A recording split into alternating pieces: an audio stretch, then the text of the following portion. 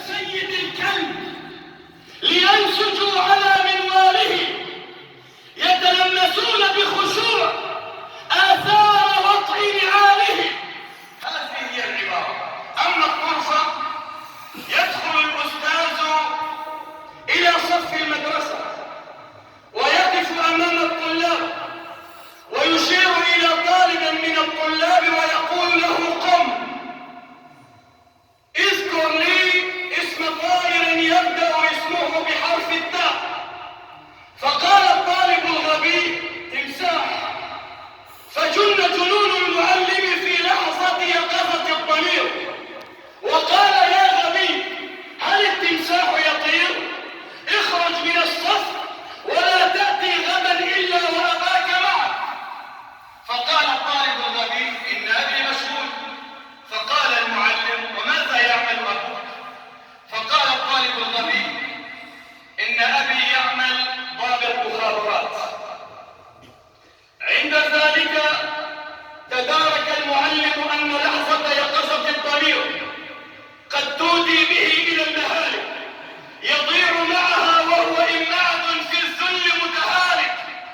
لسان حال المعلم مالي ومال الغبي، ليتني عظمته ورفعته وشكرت له غباء مفرطا وجعلت علمي وفهمي وحفظي لجليل غبائه مهبطا. فتدارك المعلم الموقف بسرعة وعاد للطالب الغبي مسرعا ليقول له بماذا أدبت عن الطائر الذي يبدأ اسمه بحرف التاء؟ فقال الطالب الغبي تمساح. فقال المعلم شوف والله إن شد حال التمساح شوي بيطير وبيصير أسرع من الصوت. عند ذلك التفت المعلم إلى الطلاب وقال لهم صفقوا لزميلكم على عظيم الإبداع والإتقان وكللوه بالتحية والشكران فذكاؤه لا يختلف فيه اثنان. أيها المسلمون، ما بين تمساح يطير وكلب حقير وإمعة أسير ضاعت العزة والمروءة والمبادئ والكرامة على أبواب الذليل الحقير. نعم. أيها الأحبة المسلمون، بدأت بهذه المقدمة لكي أقف اليوم معكم عند كلمة كلنا نحبها، كلنا ندفع الغالي والنفيس من أجل أن نستجلبها. هذه الكلمة هي كلمة العزة. العزة. قال الله تعالى يا أيها الذين آمنوا من يرتد منكم عن دينه فسوف يأتي الله بقوم يحبهم ويحبونه أذلة على المؤمنين أعزة على الكافرين يجاهدون في سبيل الله ولا يخافون لومة لائم ذلك فضل الله يؤتيه من يشاء والله ذو الفضل العظيم.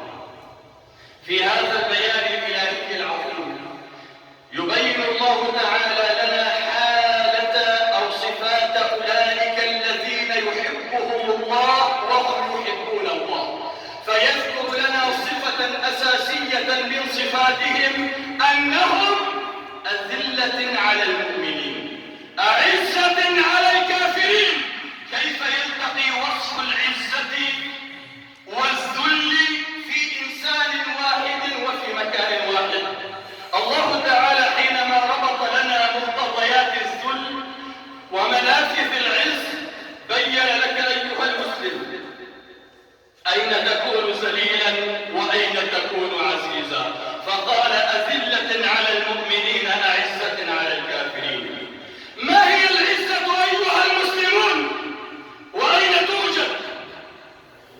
العزة أيها المسلمون لا تستجلب إلا من الله، ولن ينالها إلا المؤمنون الموحدون الصادقون. قال تعالى ولله العزة ولرسوله وللمؤمنين.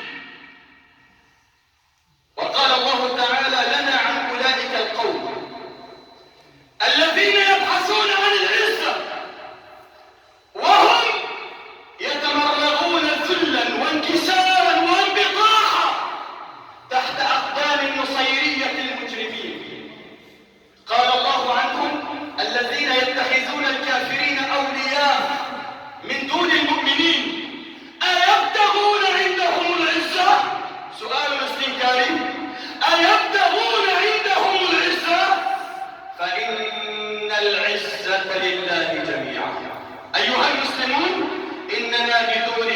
عزة وكرامة لا نستطيع العيش، لأن الذي يؤمن لنا أكسجين الحياة الذي نتنفسه حتى تستمر حياتنا كمسلمين إنما هي العزة والكرامة، العزة التي فقدناها منذ زمن طويل، منذ أن تولى زمام الحكم في سوريا المقبور حافر البغل عليه من الله ما يستحق.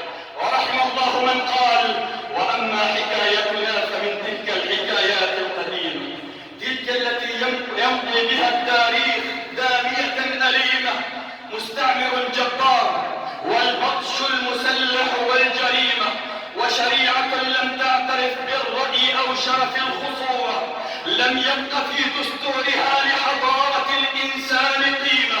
الحر يعرف ما تريد المحكمة، وقضاتها قد أهدروا سلفا دمه، لا يرتجي دفعا لبهتان رماه به القضاة. المجرمون الجالسون على كراسي القضاء كذبوا وقالوا عن بطولته خيانة، وأمامهم تقرير ينطق بالإدانة. إن الذي قالوه عنه غدا يردد عن سواه، ما دمت أبحث عن عزيز في البلاد ولا أراه.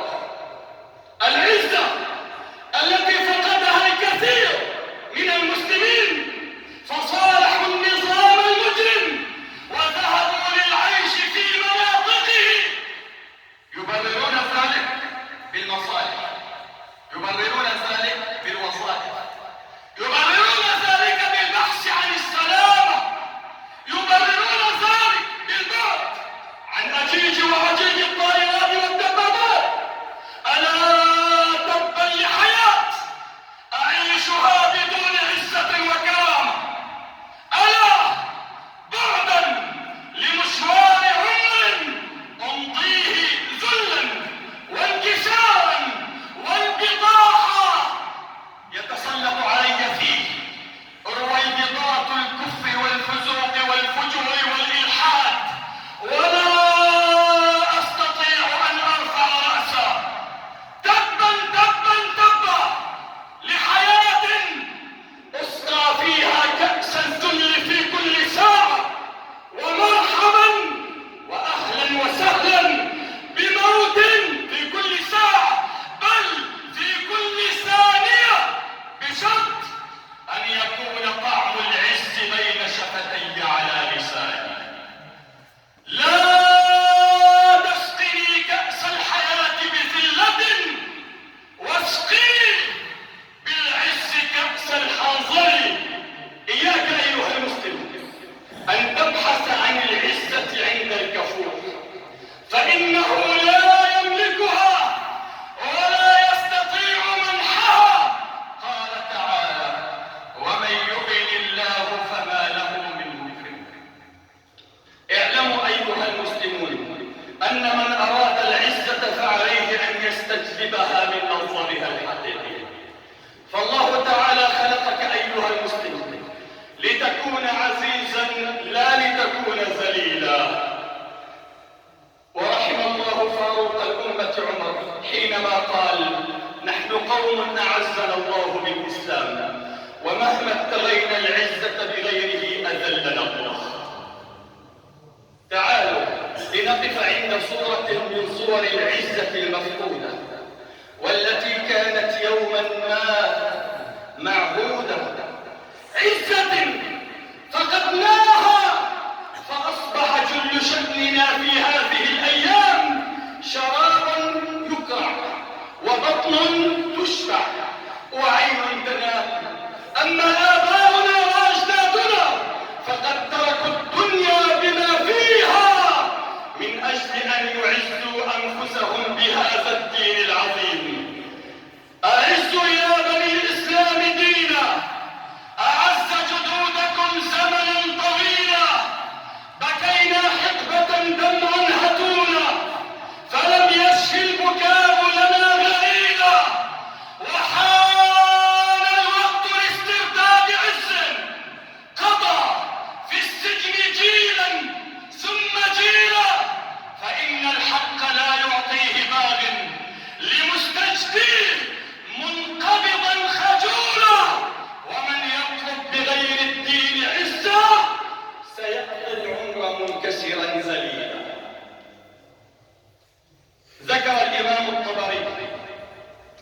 أحداث السنة 96 للهجرة أن قتيبة بن مسلم الباهلي لما أن فتح مدينة كاشغر اتجه إلى الحدود الغربية للصين.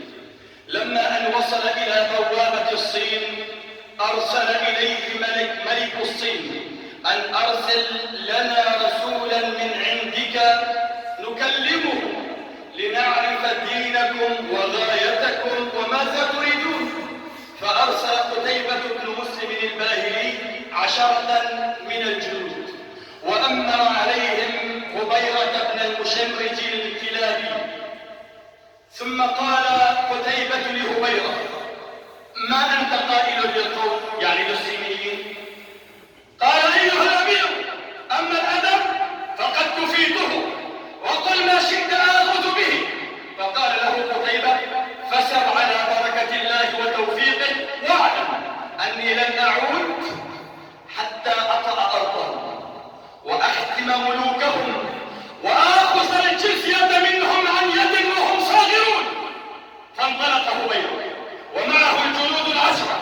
لما أن وصلوا إلى بهو قصر الملك لبسوا الغلائل هي الثياب الداخلية، لبسوا الغلائل ولبسوا فوقها الثياب البيض واعتمروا عمائمهم وتطيبوا بأحسن الطيب، ثم انطلقوا إلى قاعة العرش ودخلوا على ملك الصين.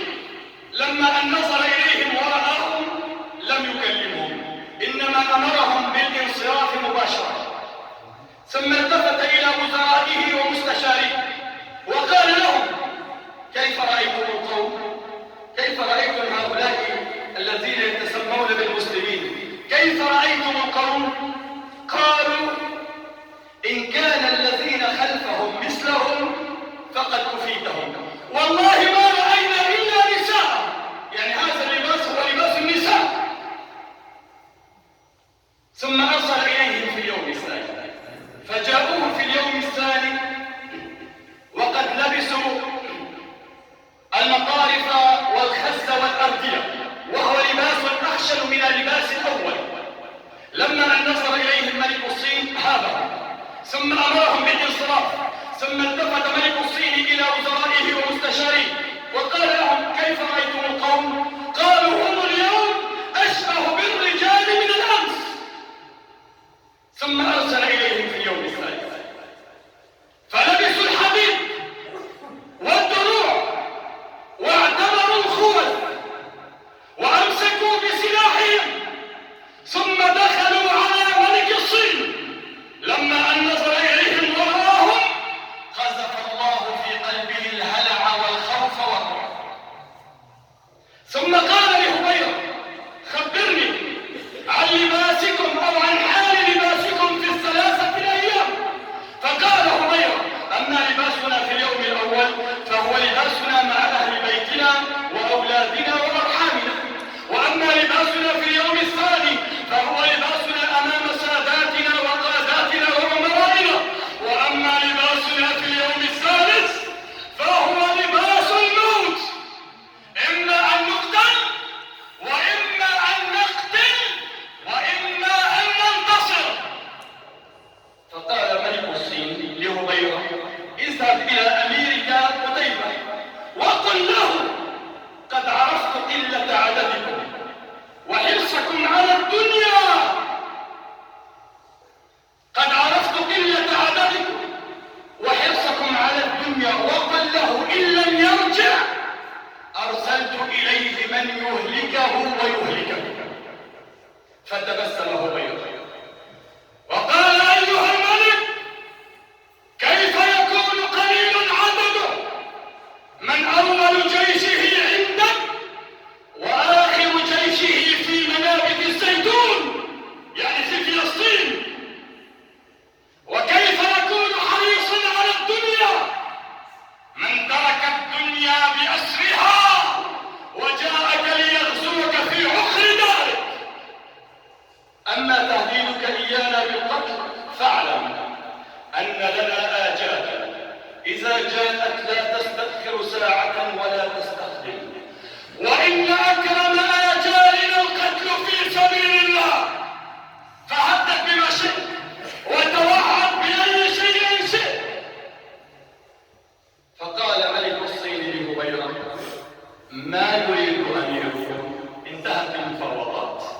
إنه الإذعان، الاستسلام. ما يريد أميركم قتيبة؟ فقال هبيرة: إن أميرنا قد أقسم أن لا يرجع إلى ديننا حتى يطأ تراب أرضكم ويختم على رقاب ملوككم ويأخذ الجزية منكم عن يد وأنتم صاغرون. فقال ملك الصين: أنا أبر له بقسمه، أنا أبر له بقسمه. ثم قال لجنوده: ائتوني بصحاف من ذهب واملؤوها من تراب الصين وأرسلوها إلى قتيبة ليدوس هذا التراب بقدمه. ثم أرسل 10 من أمرائه فختمهم قتيبة بخاتم العبودية ودفع الجزية للمسلمين. وما زالت الصين وبقيت الصين تدفع الجزية للمسلمين سنين طوال.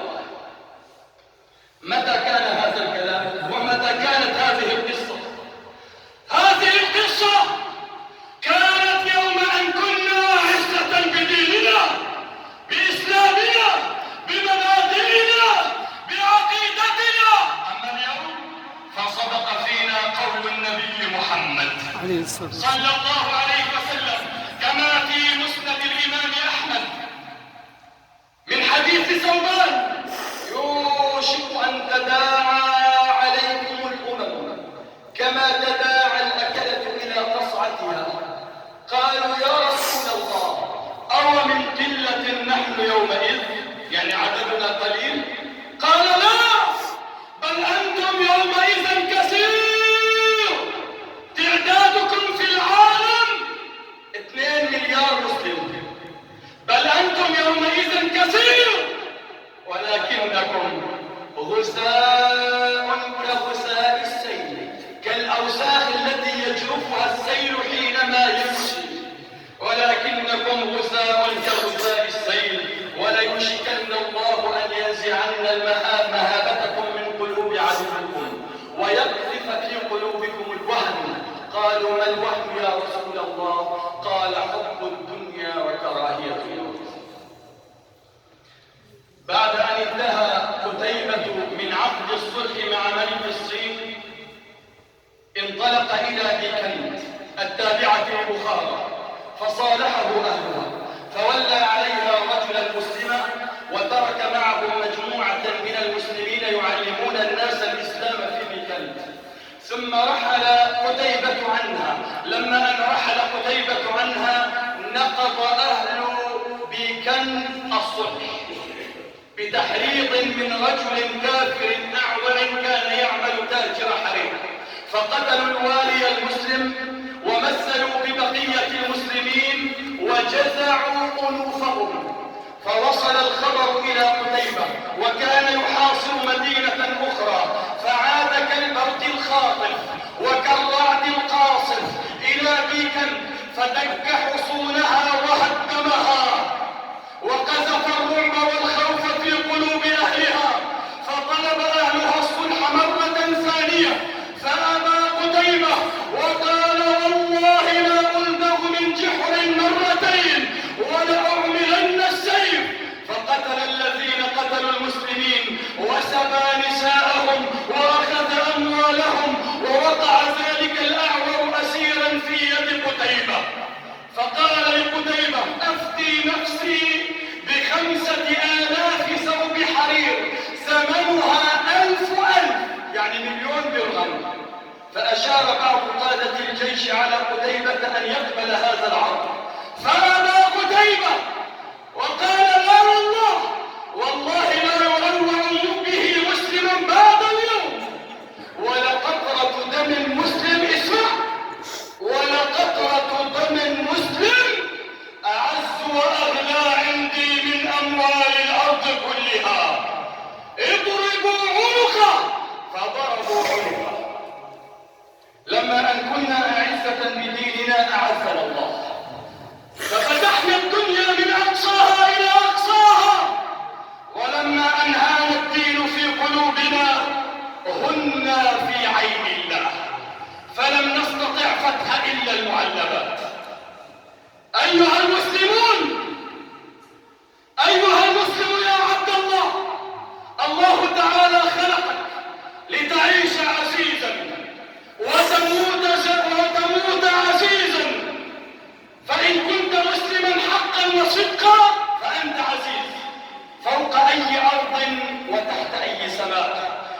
كنت تحس بذل واستكانة وهوان وضعف فراجع إيمانك.